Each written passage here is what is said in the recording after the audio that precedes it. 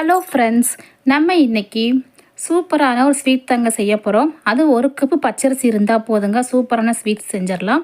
ஒரு சொட்டு நெய் இல்லாமல் செஞ்சிடலாங்க. வாங்க இது எப்படி செய்கிறதுன்ட்டு பார்க்கலாம்.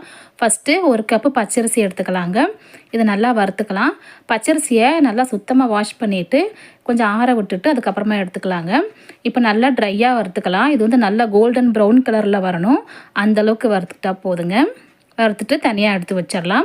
இப்போது ஒரு மிக்ஸி ஜார் எடுத்துக்கலாம். நம்ம வறுத்து வச்ச அரிசியை இதில் நல்லா பவுடராக அரைச்சிட்டு வந்துடலாங்க. இதுவும் அப்படியே தனியாக இருக்கட்டும். அடுத்ததாக ஒரு கப்பு வெல்லம் சேர்த்துக்கிறேங்க. ஒரு கப்பு வெல்லத்துக்கு அரை கப் தண்ணி சேர்த்துக்கலாம், கரெக்டாக இருக்கும். இதுக்கு வந்து பாகுபதம்லாம் எதுவுமே தேவையில்லை. இது நல்லா கரைஞ்சி கொதித்து வந்தால் போதும். இப்போ பாருங்கள், நல்லா கரைஞ்சி கொதிச்சு வந்திருக்கு. இதை அப்படியே தனியாக எடுத்து வச்சுக்கலாங்க. இது அப்படியே இருக்கட்டும். அடுத்ததாக ஒரு கடாய் எடுத்துக்கலாம். இதில் 2 கப் அளவுக்கு பால் சேர்த்துக்கலாங்க. பசும்பால் இல்லைன்னா பாக்கெட் பால் எது வேணாலும் சேர்த்துக்கலாம்.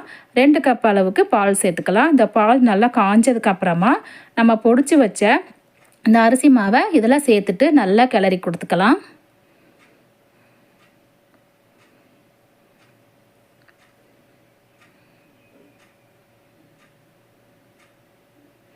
கட்டிகள் இல்லாமல் நல்லா அப்படியே கிளறிக்கலாம்.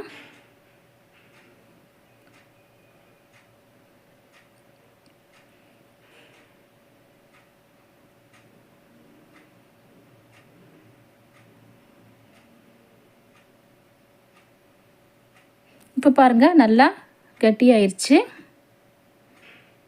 இப்போ இந்த ஸ்டேஜில் நம்ம வெள்ளை கரைசல் இருக்குல்ல, அதை வந்து வடிகட்டி இதில் சேர்த்துக்கலாங்க. இப்போ ஸ்டவ் வந்து லோ ஃப்ளேம்லே தான் இருக்கணும். இப்போ இந்த வெள்ளை கரைசலை நல்லா வடிகட்டிக்கலாம்.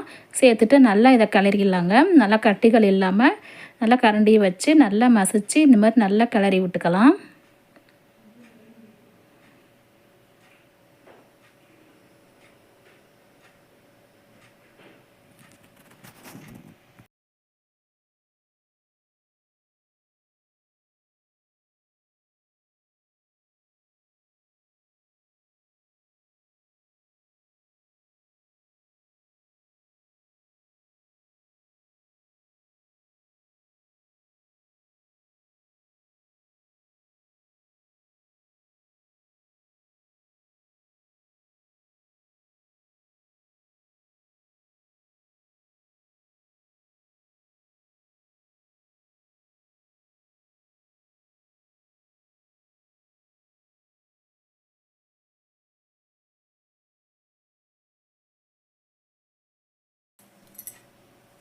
இப்போது இதில் கொஞ்சமாக ரீஃபண்ட் ஆயில்ஸ் ஒரு 2 டேபிள் ஸ்பூன் சேர்த்துக்கிறாங்க.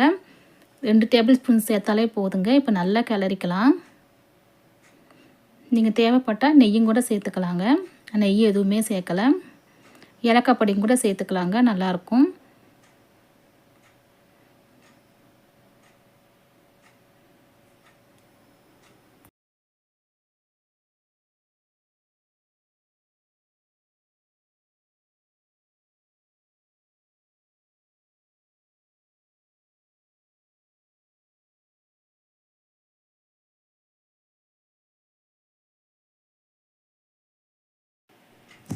இப்போ பாருங்கள், நல்லா கெட்டியாயிடுச்சுங்க.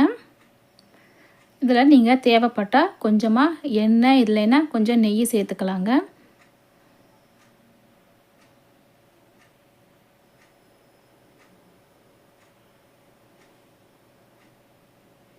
இப்போது ஒரு பிளேட்டில் எண்ணெய் தடவி வச்சுருக்கிறேன். இதை அப்படியே எடுத்துகிட்டு ஒரு சின்ன தட்டு எடுத்துக்கலாங்க. தட்டுக்கு பேக் சைடு கொஞ்சம் எண்ணெய் தடவிட்டு நல்லா ஃப்ளாட்டாக இந்த மாதிரி அமுத்தி விட்டுக்கலாம். இது கரெக்டாக நல்லா ஒரு அரை மணி நேரம் நல்லா காய விடலாங்க.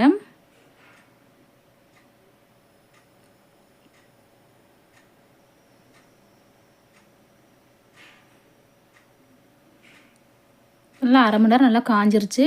இந்த ஓரங்களெல்லாம் நம்ம எடுத்து விட்டு அதுக்கப்புறமா இன்னொரு பிளேட்டுக்கு மாற்றிக்கலாம். அழகாக எடுக்க வரும்.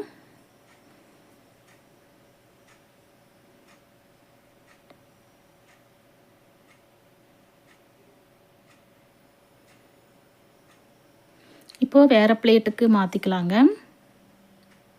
இப்படி தட்டினோம்னா நல்லா அழகாக விழுந்துடும்.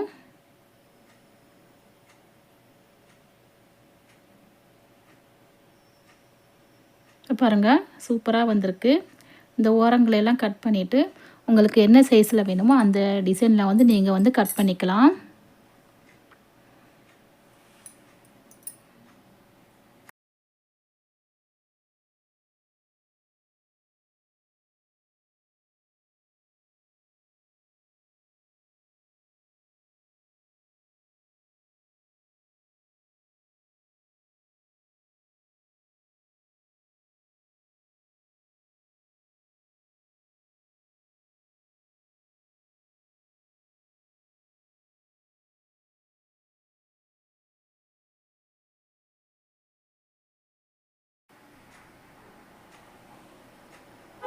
இப்போது இந்த மாதிரி நான் கட் பண்ணிக்கிறேன்.